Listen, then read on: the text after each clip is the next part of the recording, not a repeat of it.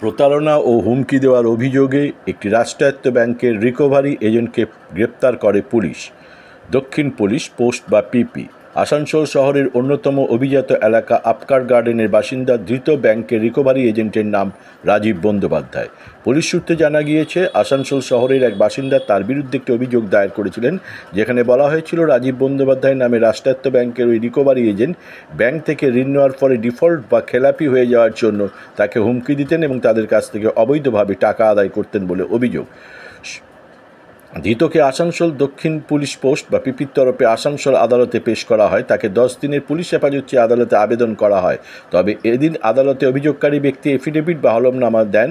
তার ভিত্তিতে বিচারক পুলিশ আবেদন খারিজ করে ধৃত জামিন মঞ্জুর করেন।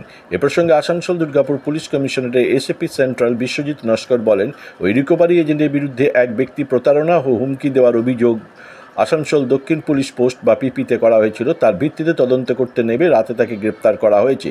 তার বিরুদ্ধে একাধিক ধারায় মামলা করা হয়েছে।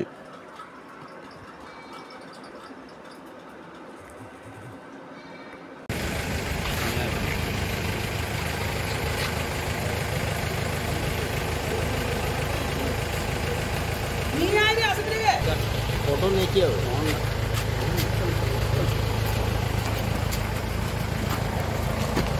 आपको क्यों पकड़ा কেন কেন ধরেছে আপনাকে আপনাকে কেন ধরেছে দাদা কেন ধরেছে আপনাকে কি হয়েছে কেন ধরেছে কেন আপনাকে কি হয়েছে দাদা কেন ধরেছে আপনাকে আপনি কি কোনো ফ্রডের ব্যাপার আছে কোনো ফ্রডের ব্যাপার আছে কিছু বলবেন দাদা দাদা আপনি তো রিকভারি করতেন দেখেছি আগে কি হলো দাদা